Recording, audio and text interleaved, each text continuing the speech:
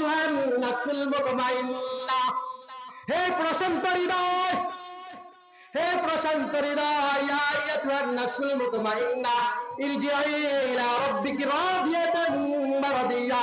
সুন্দর করে তাকে বলতে থাকে ফেরেশতা, ইরজিই ইলা রাব্বিকি রাদিয়াতান। কালামুল্লাহর মধ্যে বলেন কুল্লু নাফসিন যায়িকাতুল মাউত, প্রত্যেক প্রাণীকেই মৃত্যুর স্বাদ গ্রহণ করতে হবে। ওয়া ইন্নামা তুওয়াফাউনা উজুরাকুম ইয়াওমাল কিয়ামাহ,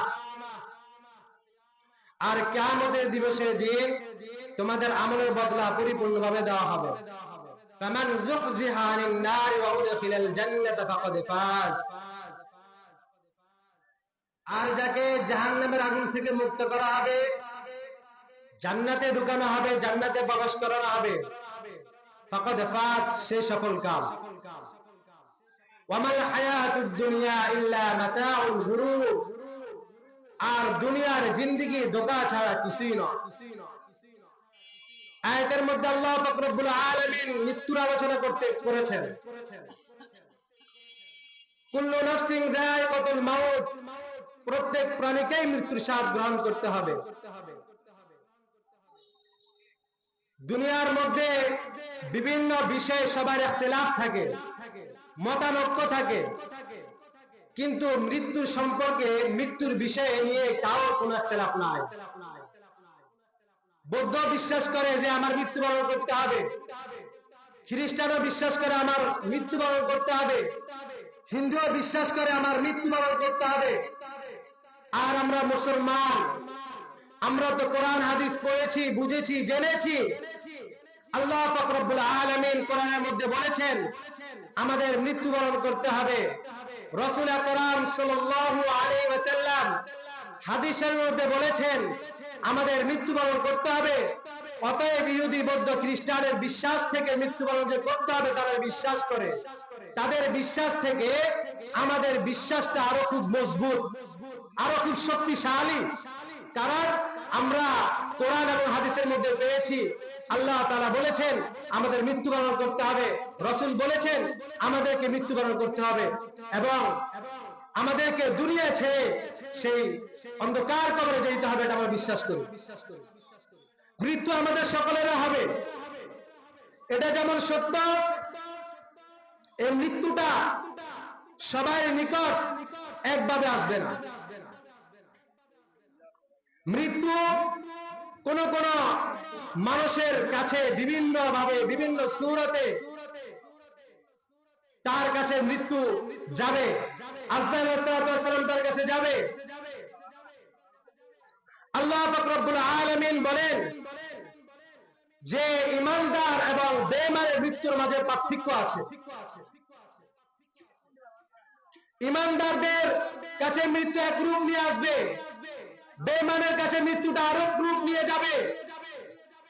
যারা নেককার হবে, যারা আল্লাহ তাআলাকে মানবে, আল্লাহর উপর ঈমান আনবে, তাদের কাছে মৃত্যু একভাবে আসবে। আর যারা আল্লাহ তাআলাকে মানবে না, রাসূল আকরাম সাল্লাল্লাহু আলাইহি ওয়াসাল্লামের তরিকা মোতাবেক চলবে না, তাদের কাছে মৃত্যু অন্যভাবে যাবে। অতএব এই মৃত্যু থেকে আমাদের পালানোর কোনো সুযোগ নাই। আল্লাহ পাক রব্বুল আলামিন পবিত্র কালামুল্লাহর মধ্যে বলেন আইনামা তাকুনু ইউদরিকুমুল মাউত, আইনামা তাকুনু ইউদরিকুমুল মাউত, তোমরা যেখানে থাকো না কেন মৃত্যু কিন্তু তোমাদেরকে পাকড়াও করবে।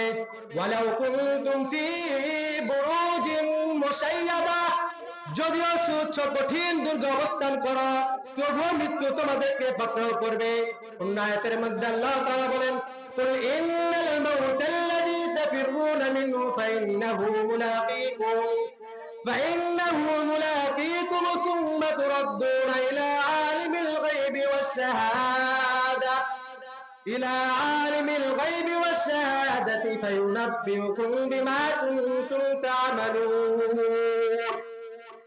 আল্লাহ পাক রব্বুল আলামিন রাসূল আকরাম সাল্লাল্লাহু আলাইহি ওয়াসাল্লামকে ডাক দিয়ে বলেন, কোন হে রাসূল আপনি বলুন, কুল ইন্নাল মাউতাল্লাযী তাফিরুনা মিনহু ফাইন্নাহু মুলাকীকুম, তোমরা যে মৃত্যু থেকে পলায়ন করতেছ অবশ্যই সেই মৃত্যু তোমাদের মুখোমুখি হবে। ثم تولون قل إن الموت الذي تفرون منه فإنه ملاقيكم ثم تردون إلى عالم الغيب والشهادة فينبئكم بما كنتم تعملون। অতঃপর তোমরা অদৃশ্য এবং দৃশ্যের জ্ঞানী আল্লাহর কাছে উপস্থিত হবে, তিনি তোমাদেরকে জানিয়ে দিবেন সেসব কর্মের কথা যেসব কর্ম তোমরা করেছ। দুনিয়ার মধ্যে আমরা কত চিৎচাক, দুনিয়ার মধ্যে রং তামাশার মধ্যে মত্ত হয়ে আছি, কিন্তু এমন একটা দিন আসবে যেদিন আল্লাহ পাক রব্বুল আলামিন আমাদেরকে আমাদের চোখের সামনে আমাদের দোষগুলো মুক্ত করে দিবেন, খুলে দিবেন, আমাদের আমলের ডায়েরি খুলে দিবেন যে দেখো তোমরা দুনিয়াতে থাকতে কি করেছিলে। অর্থাৎ কেউ কারো কোনো জ্ঞানের দ্বারা, গুণের দ্বারা, অর্থ সম্পদের দ্বারা, টাকা পয়সার দ্বারা মৃত্যু থেকে রেহাই পাবে না, মুক্তি পাবে না। আমাদের সবাই একদিন মৃত্যুবরণ করতে হবে। আল্লাহ পাক রব্বুল আলামিন এই আয়াতের মধ্যে এটাই বুঝাতে চাচ্ছেন যে কোন মানুষের জ্ঞানের দ্বারা, গুণের দ্বারা, অর্থ সম্পদের দ্বারা, টাকা পয়সার দ্বারা কেউ মৃত্যু থেকে পলায়ন করতে পারবে না। যদি টাকা পয়সা, অর্থ সম্পদের দ্বারা, ক্ষমতার দাফত দ্বারা মৃত্যু থেকে যদি আমাদের মুক্তি পেতেন তাহলে কারণ মৃত্যুবরণ করতেন না।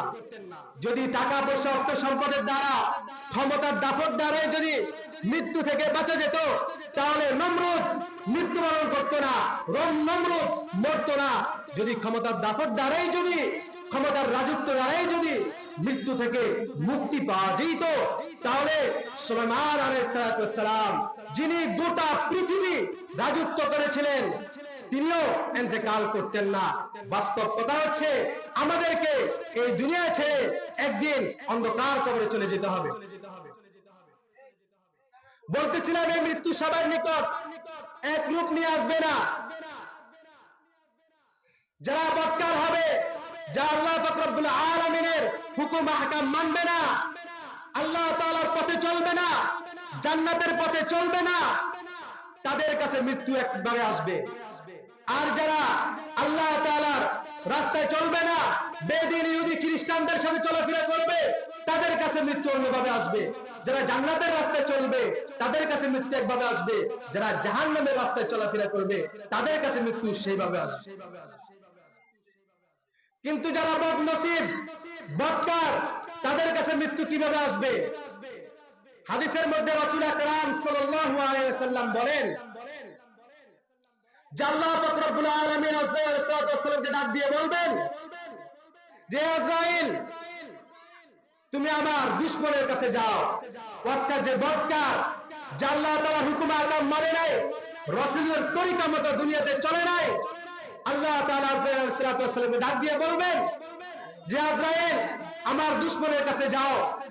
আমি দুনিয়ার মধ্যে তাকে কত নাজ নিয়ামত দান করেছি, সে আমার ওই নাজ নিয়ামত পাইয়া আমার নাফরমানি করেছে। আযরাইল সাল্লাল্লাহু আলাইহি আল্লাহ তাআলার হুকুম পাইয়া ওই বদকারের কাছে আসবে। ভয়ানক একটা আকৃতিতে 12 চক্ষু বিশিষ্ট রূপ নিয়ে ওই বদকারের নিকট আসবে। শুধু এতটুকু ক্ষান্ত নয়, সে জাহান্নাম থেকে জাহান্নামের একটা কাঁটা যুক্ত লাঠি দ্বারায়, জাহান্নামের কাঁটা যুক্ত একটা লোহার গুর্জ হাতে নিয়ে সে আসবে 500 ফেরেশতাকে নিয়ে। ওই 500 ফেরেশতার প্রত্যেকজনের হাতে জাহান্নামের আগুনের কাঁটা যুক্ত একটা লোহার গুর্জ থাকবে। সেই ওই মুর্দার কাছে আইসা, ওই বদকারের কাছে আইসা এরকম ভাবে যারা 500 ফেরেশতারা আসবে তাদের প্রত্যেকের হাতে কাঁটাযুক্ত লোহার গুর্জ থাকবে, জাহান্নামের আগুনের গুর্জ থাকবে। বদকারের কাছে আইসা তারা হযরত আযরাইল আলাইহিস সালাম তাদেরকে হুকুম করবেন যে বদকারকে তার শরীরের মধ্যে আঘাত করার জন্য। হুকুম করার সাথে সাথে সকলে তার শরীরের মধ্যে আঘাত করতে থাকবে। এত জোরে আঘাত করবে, আঘাতের চোটে সেই চিৎকার করতে থাকবে। এক পর্যায়ে সেই বেহুশ হয়ে যাবে। বেহুশ হয়ে যাওয়ার পরে আযরাইল আলাইহিস সালাম তার রূহটাকে আঙ্গুল থেকে টান মেরে তার পায়ের গোড়ের মধ্যে এনে বদ্ধ করে দিবে। আবার তার শরীরের মধ্যে প্রহার করতে থাকবে, আঘাত করতে থাকবে, সে চিৎকার করতে থাকবে। এরপরও ফেরেশতারা তার যে তাকে তার উপর আঘাত করা থেকে ক্ষান্ত হবে না, তাকে পিটাইতে আরম্ভ করবে। পিটাইতে পিটাইতে এক পর্যায়ে তার রূহটাকে পায়ের গলে থেকে নিয়ে হাঁটু পর্যন্ত আনবে, এনে ও তার রূহটাকে আবার বদ্ধ করে দিবে, তাকে আবার প্রহার করতে থাকবে। এরকম ভাবে বিভিন্ন জায়গায় স্থানে স্থানে নিয়ে রূহটাকে বদ্ধ করে দিবে আর তার উপর আঘাত করতে থাকবে। শেষ পর্যন্ত আজরাইল আলাইহিস সালাতু ওয়াস সালাম জাহান্নাম থেকে একটা আগুনের আঙ্গার তার থুতনির নিচে রাখবে এবং তাকে বলবে, হে অভিশপ্ত রূহ, হে অভিশপ্ত রূহ, তোমার রূহ বাইর করো আর জাহান্নামের দিকে চলো। আল্লাহ পাক রব্বুল আলামিন কোরআনে কারীমের মধ্যে খুব সুন্দরভাবে উল্লেখ করেছেন, ওয়ালাউ তারা ইয যালিমুনা ফি গামারাতিল মাউত ওয়াল মালাইকাতু বাসিতু আইদিহিম। হে নবী, আপনি যদি দেখতেন যখন জালেমরা মৃত্যুর যন্ত্রণায় থাকে, যখন জালেমরা মৃত্যুর কষ্টের মধ্যে পতিত হয়, ওয়াল মালাইকাতু, ফেরেশতারা তাদের হাতগুলো প্রসারিত করে দিয়ে তাদেরকে বলবে, বের করো তোমার রূহ, তোমরা তোমাদের রূহ বের করে দাও। আখরিজু আনফুসাকুম, তোমরা তোমাদের রূহ বের করে দাও। আল-ইয়াওমা তুজজাউনা আযাবাল হুনি বিমা কুনতুম তাকুলুনা আলাল্লাহি গায়রাল হাক্কি ওয়া কুনতুম আন আয়াতিহি তাস্তাকবিরুন। আজকে তোমাদেরকে অপমাননা করে শাস্তি প্রদান করা হবে। কেন কেন তাদেরকে অপমাননা করে শাস্তি প্রদান করা হবে? ফেরেশতারা তাদেরকে বলবে, এই জন্যই তোমাদেরকে অবমাননার শাস্তি প্রদান করা হবে, কারণ তোমরা আল্লাহ তাআলার উপর অসত্য বলতে, আল্লাহ তাআলার উপর অসত্য বলতে এবং তার আয়াতগুলা থেকে অহংকার করতে। অতএব এই মৃত্যু থেকে আমাদের কেউই রেহাই পাবে না, এই মৃত্যু থেকে কেউই মুক্তি পাবে না, মৃত্যু সবারই হবে। এই জন্য আল্লাহ পাক রব্বুল আলামিনের কাছে সবসময় দোয়া করা, যে আল্লাহ আপনি আমাদেরকে নেককারদের মৃত্যু দান করিয়েন, বদকারের মৃত্যু থেকে আমাদেরকে হেফাজত করিয়েন। আল্লাহ তাআলা আমাদের সবাইকে বদকারের মৃত্যু থেকে হেফাজত করুক, নেককারদের মৃত্যু দান করুক। নেককারদের মৃত্যু কেমন হবে? আল্লাহ পাক রব্বুল আলামিন পবিত্র কালামুল্লাহর মধ্যে বলেন, ইন্নাল্লাযীনা ক্বালু রাব্বুনাল্লাহ সুম্মা ইসতাকামু, যারা ঈমানদার, ইন্নাল্লাযীনা ক্বালু রাব্বুনাল্লাহ, যারা বলবে আমার রব আল্লাহ, আল্লাহ তাআলাকে রব বলে স্বীকার করবে, যা কিছু হয় আমার আল্লাহ তাআলা থেকে হয়, যা কিছু করেন আল্লাহ তাআলা করেন। সুম্মা ইসতাকামু, এই কথার উপর একমত থাকবে, অবিচল থাকবে। আল্লাহ তাআলা বলেন, তাতানাজ্জালু আলাইহিমুল মালাইকা, তাদের জান কবজ করার সময় তাদের নিকট দলে দলে ফেরেশতারা আসমান থেকে আসবে। সুম্মা ইসতাকামু তাতানাজ্জালু আলাইহিমুল মালাইকা, এসে তাদেরকে খুশির সংবাদ শোনাতে থাকবে, আল্লাহ তাখাফু, তোমরা ভয় করো না, তোমরা ভয় করো না, ওয়ালা তাহজানু, তোমরা চিন্তা করো না। দেখছেন যারা আল্লাহ তাআলাকে মানে, আল্লাহর হুকুম মানে, রাসূলের তরিকার মতো চলে, আল্লাহর রাস্তায় চলে, জান্নাতের রাস্তায় চলে, তারা দুনিয়ায় থাকা অবস্থায় জান্নাতের সুসংবাদ পাওয়া যায়। সুবহানাল্লাহ। ফেরেশতারা এতটুকু সুসংবাদ দিয়ে ক্ষান্ত করেন না, আল্লাহ তাখাফু ওয়ালা তাহজানু ওয়াবশিরু বিল জান্নাতি আল্লাতী কুনতুম তুআদুন। ফেরেশতারা তাদেরকে বলে, তোমরা কোনো ভয় করো না, তোমরা কোনো চিন্তিত হবে না, তোমরা তোমাদের জান্নাতের সুসংবাদ শোনাও। তোমাদের জন্য আল্লাহ তাআলা যে জান্নাতের ওয়াদা করেছেন সে জান্নাত তোমরা গ্রহণ করো। তার জান যে সময় কবজ করতে দলে দলে ফেরেশতারা আসবে, তার সামনে জান্নাতটা পেশ করা হবে, সেই জান্নাতের হুরে গেলমান দেখতে থাকবে। জান্নাতের গেলমান গুলা দেখতে থাকবে, হুর গুলা দেখতে থাকবে, জান্নাতের নাচ নেয়ামত গুলা যে সময় শেষে দেখতে থাকবে, তার রূহটা ওই তার শরীর থেকে বাইর হওয়ার জন্য চটপট করতে থাকবে। যেমন খাঁচার পাখিগুলো খাঁচা থেকে বাইর হওয়ার জন্য চটপট করে, সে যখন জান্নাতের নাচ নেয়ামত গুলা দেখতে থাকবে, তাতানাজ্জালু আলাইহিমুল মালায়েকা আল্লা তাখাফু ওয়া লা তাহজানু ওয়া আবশিরু বিল জান্নাতিল্লাতী কুনতুম তুআদুন। এরপরে ফেরেশতারা তাকে বলে, নাহনু আউলিয়াউকুম ফিল হায়াতিদ দুনিয়া ওয়া ফিল আখিরাহ। তুমি কোনো চিন্তা করবা না, টেনশন করবা না, দুনিয়াতেও আমরা তোমাদের বন্ধু, আখিরাতেও আমরা তোমাদের বন্ধু। সুবহানাল্লাহ। তাহলে ফেরেশতারা এই কথাগুলো বলতে থাকে, আর জান্নাতটা তার সামনে উপস্থাপনা করা হয়। জান্নাত থেকে ফেরেশতারা রায়হানের ফুলদানি থেকে তার জন্য ফুলদানি নিয়ে আসে। প্রত্যেকের হাতে 500 জন ফেরেশতা তার জান কবজ করার জন্য আসে। হাদিসের মধ্যে রাসূল বলেন যে প্রত্যেক ফেরেশতা তার জন্য এরকম সাদা রুমাল নিয়ে আসে, ওই রুমাল থেকে মেসকাম্বরে গ্যারান ছড়াইতে থাকে। আর তার জান কবজ করার সময় ফেরেশতা আজরাইল আলাইহিস সালাম তার থুতনির নিচে মেশকের রুমাল রাখেন, আর তাকে বলতে থাকেন, ইয়া আইয়াতুহান নাফসুল মুতমাইন্নাহ, হে প্রশান্ত হৃদয়, হে প্রশান্ত হৃদয়, ইয়া আইয়াতুহান নাফসুল মুতমাইন্নাহ ইরজিই ইলা রাব্বিকি রাদিয়াতান মারদিয়া।